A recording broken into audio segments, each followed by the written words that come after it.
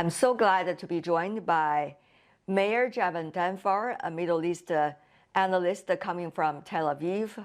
Also joining us in Shanghai, Joseph Gregory Mahoney, professor of politics with East China Normal University. Last but not least, in Beijing, Zhou Rong, who's a senior analyst from the Chongyang Institute for Financial Studies with Beijing's Renmin University. Thank you so much for joining us. Gentlemen, the first ever China-Arab Summit. At this point, what do you see as the significance of this event? Professor Mahoney. Well, what we've seen, I think, in the last several years is China has increasingly begun to capitalize on the fact that it has become the major trading partner of many countries in the world, including the leading countries in the Middle East. And it's begun to refocus its foreign policy away from being, I think, too fixated on American concerns.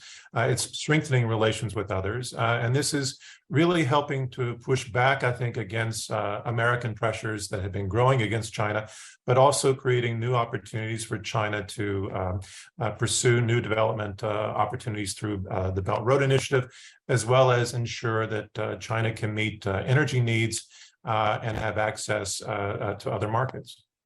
Mr. Javan Danfar, how do you analyze this event from where you are, Tel Aviv? Well, I think this is to add to what Professor Mahoney said. This is basically the Arab world trying to balance its relations. In the Middle East, it's a fact. It's a fact that we have to confront that the U.S.-China strategic competition is heating up. You have to be able to diversify your relations in this region. I think China-Arab summit is a natural trend because China's influence in not only Arabic world but also in the Middle East is getting stronger and stronger, and almost all the Middle East issues the country concerned invited China to come.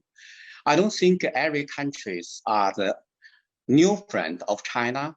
China maintains the diplomatic relationship with all the Arabic League countries. I'm saying about 23 countries. We have the diplomatic ties with all of them. And of course, the difference between China and America is United States have about more than 100 military stations, military bases, and military facility within about 14 Middle East countries.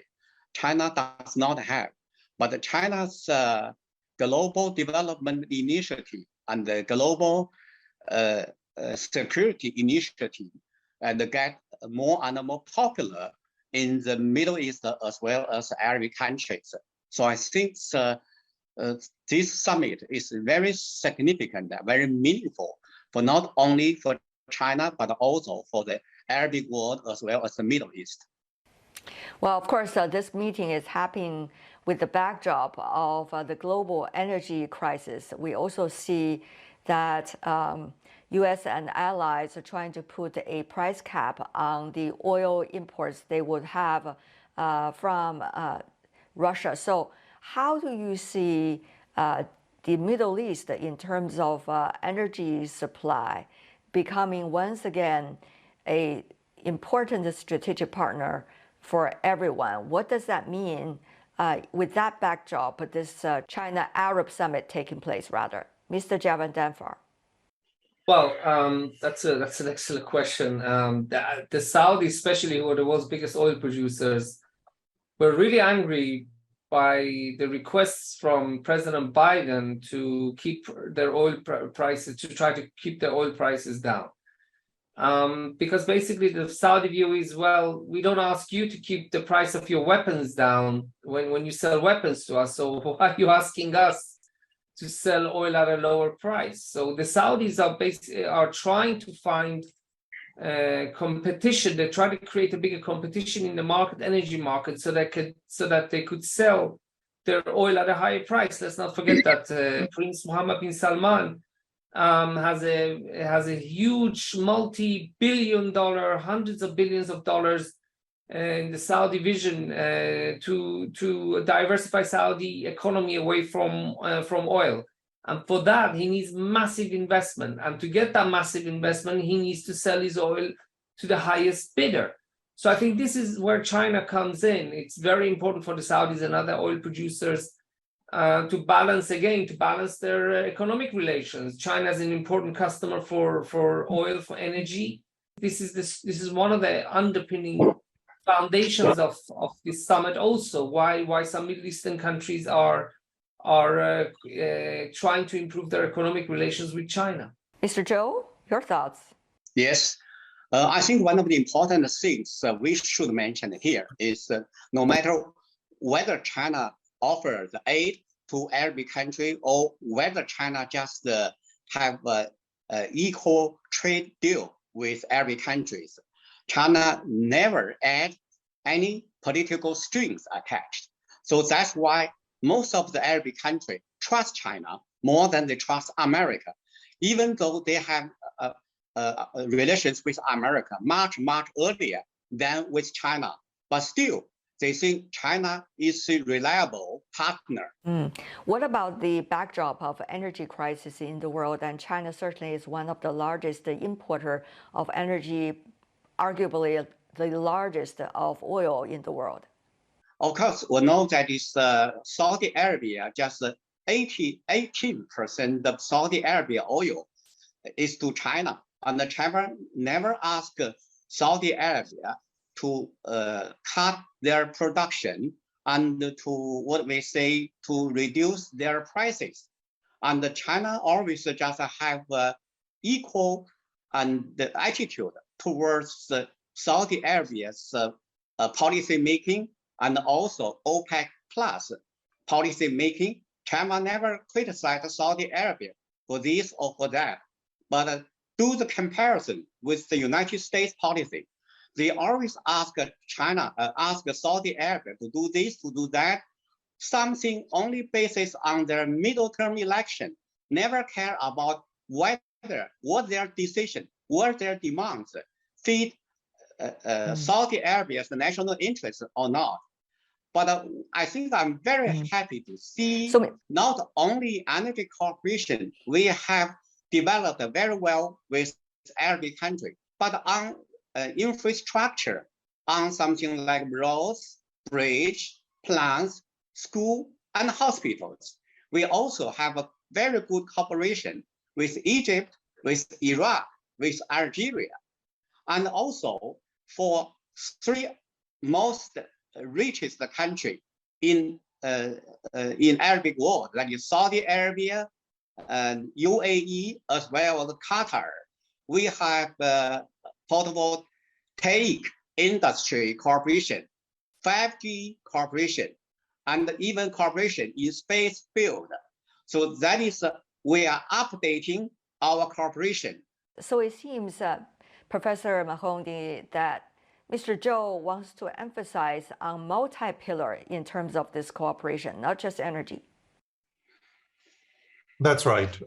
He's right to note that we see that we're expected to see maybe 200 agreements signed at this summit, and they will touch on energy security. They will touch on cross investment. We know that that there's a lot of Arab investment in China, a lot of Chinese investment in the Arab world. And they want to strengthen these relations and make sure that these investments continue to grow and prove profitable for both sides.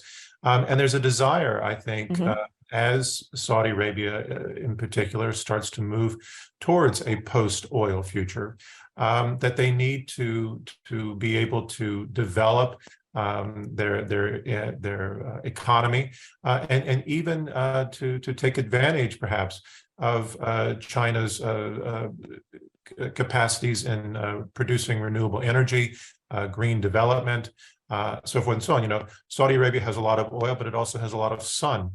And so I think that what you're seeing here, not only with the current trade, China currently needs oil.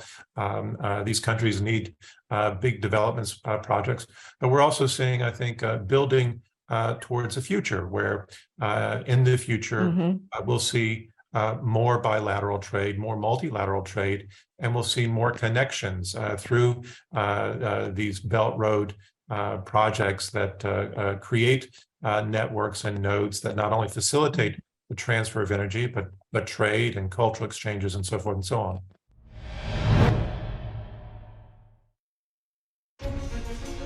Images may appear to be identical, but looks can be deceiving.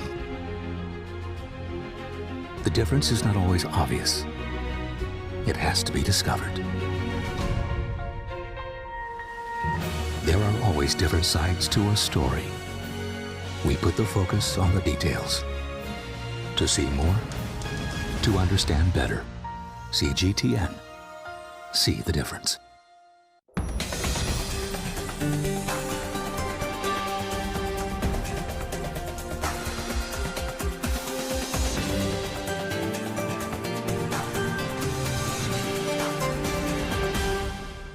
There has been quite some readjustment of international supply chains and value chains in recent months. So how do you see the future mapping of growth and development in China and in the Arab world? How is that likely to create more opportunities of cooperation and synergy between the two? Mr. Zhou. Of course, I suppose after CPC 20th Congress, I'm sure, and through this summit, China may have the different levels to have a cooperation with the Arabic country, such as the richest country. China may just enhance some high-tech cooperation. Some energy country, China may just strengthen the cooperation on the oil, energy, and the gas. And for some poor country, China may offer more infrastructure construction project. So I suppose we cannot have a united policy towards all 23 Arabic countries, but we may just what do we say, do at our most to help each Arabic countries for their modernization process. There's a lot of pragmatism in the air, as we know. It's less about ideology and values, but rather more on pragmatic issues that both sides are looking at and trying to seek some common ground. So from that perspective, how do you see, the future of this cooperation? Well, I think it's clear to many in the world, perhaps not the United States and maybe some countries in Western Europe, but that China is going to be a pivotal country, a major power for many, many years to come, and already is the biggest trading partner of most countries in the world. People are looking very actively towards this future. And building relations and building overlapping development strategies and cross investments in order to sustain that relationship, in order to create the conditions that allow these types of relationships to continue to grow and improve over time.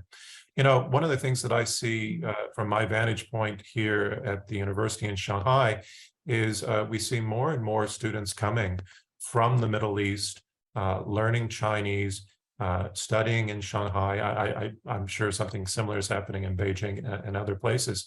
And this is where you see people thinking about a future where they have in mind the role that China will play, not only in their development, but in global security and global trade and commerce. We have seen players such as the United States trying to come up with some kind of role in its dealing with the Arab countries. Though in recent years, we haven't seen much success, at least in Washington's efforts, but rather wars, for example, that's taking place in Iraq and elsewhere, Yemen, just to name a few. So when China is engaging economically and through trade with the Arab countries, How much is China willing to go into some of the complexities among relations of the Arab countries? And can China afford to not to do that while at the same time advance trade and economic ties? Professor Zhou Rong, briefly. You know, China has a very good relation with Syria. You know, Syria does not have diplomatic ties with Turkey. Syria has some problem with the rest of the Arabic country. But China never showed their coldness towards Syria. Even the COVID-19, China still just offers some drugs to Syria. But on the other hand, no, China knows there's there are differences, even contradiction between Saudi Arabia and Iran.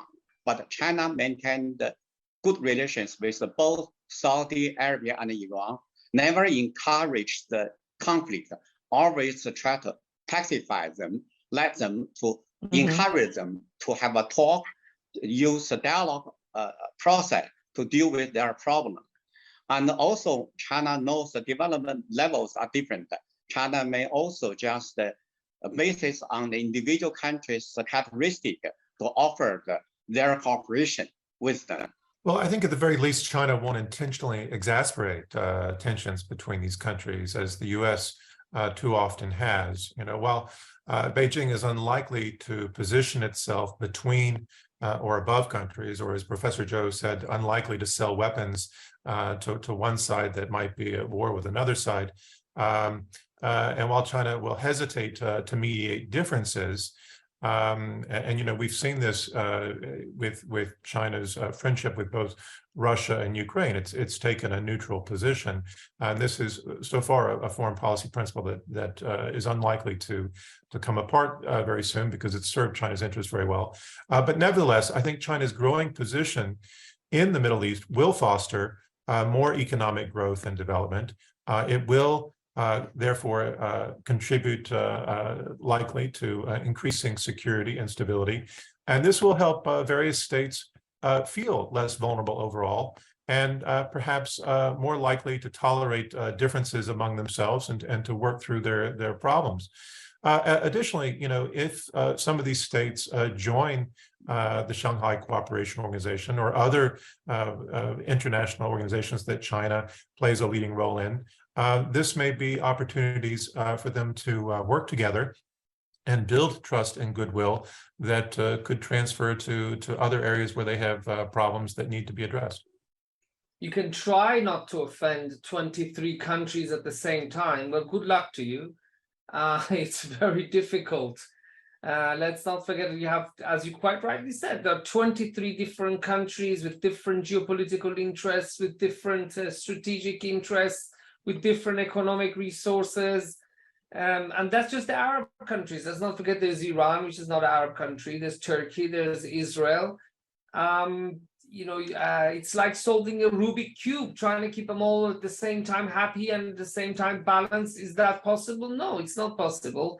Sometimes China will find itself supporting one side inadvertently than more than the other, because China has also got its own interests. Yes, I can see that as a goal, China wants to keep everybody happy in this region, try to do business with everybody, trying to balance its relationship, but it can do it, but it's not always going to succeed. And don't be surprised if you're not going to succeed, because it's impossible.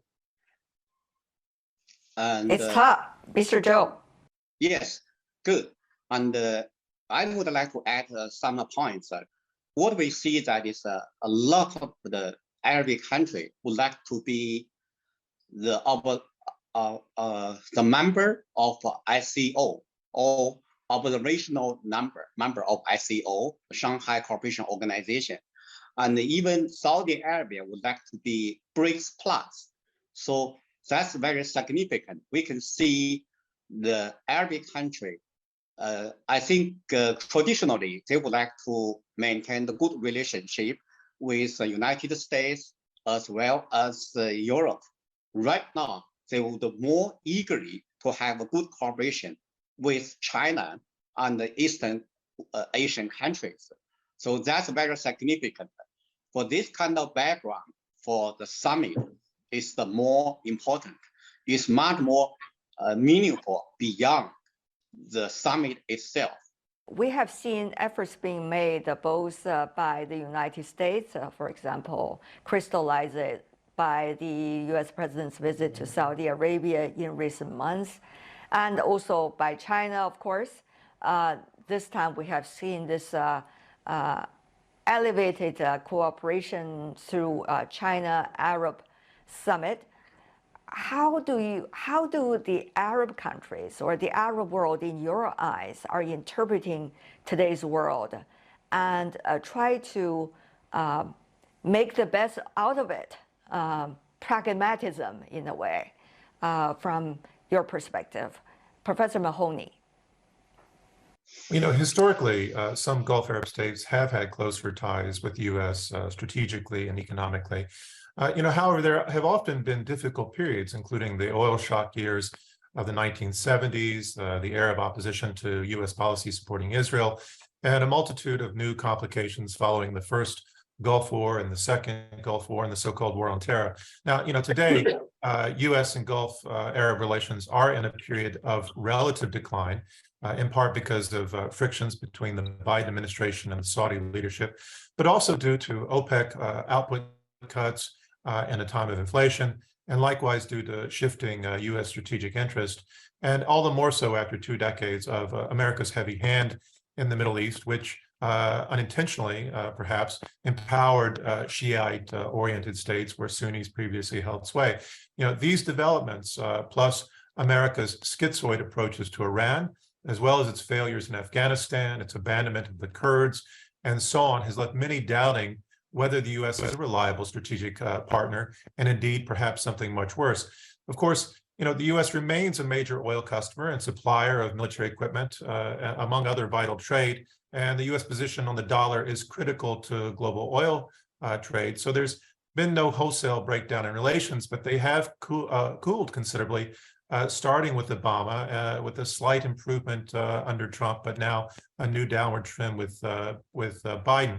But when we put this in perspective with China, China's relations with the Gulf Arab states have existed for a long time, but they've also grown consistently. The fact of the matter is China, more than any other country, more than any other major power in the world, has positive relations with most of them, if not all of them, in one form or another. And I don't think that we can find very many other countries that have been able to maintain such a balance and such a positive overall structure. And I think that many of the countries there, although they might be disappointed with this development or that development, they need to stay connected to China in positive ways. So I'm not too concerned about always having to please everyone or settle differences.